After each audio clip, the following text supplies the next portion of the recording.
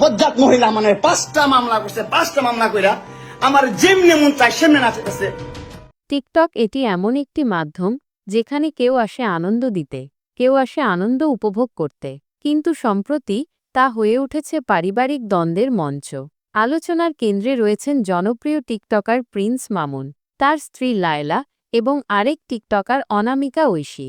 লায়লার করা মামলায় কারাবরণ শেষে জামিনে মুক্তি পান মামুন। জামিনের পর তাদের মধ্যে সম্পর্ক স্বাভাবিক হতে শুরু করলেও তা স্থায়ী হয়নি। হঠাৎ করেই শুরু হয় নতুন করে বিবাদ। এরই মধ্যে সামাজিক যোগাযোগ মাধ্যমে ভাইরাল হয়েছে মামুন ও অনামিকা ঐশীর অন্তরঙ্গ মুহূর্তের একটি ভিডিও, যা নতুন করে বিতর্ক উস্কে দিয়েছে। সম্প্রতি মামুনের একটি ভিডিও সামাজিক যোগাযোগ মাধ্যমে ভাইরাল হয়। ভিডিওতে দেখা যায় মামুন লায়লার বাসায় উপস্থিত এবং সেখানে দুজনের মধ্যে উত্তপ্ত বাক্য বিনিময় হয়। ভিডিওতে মামুন বলেন, একটা দুইটা না 5টা মামলা করছে এই মহিলা আমার নামে। 5টা মামলা কইরা যেভাবে ইচ্ছা আমাকে চালাইতেছে। এই বক্তব্য ঘিরে নেটদুনিয়ায় শুরু হয় সমালোচনার ঝড়।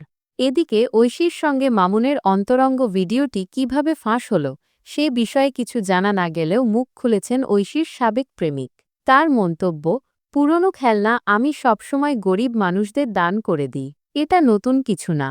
2024 সালের শুরুর দিকে ক্যান্টনমেন্ট থানার পুলিশ মামুনকে গ্রেফতার করেছিল লায়লার মামলার ভিত্তিতে।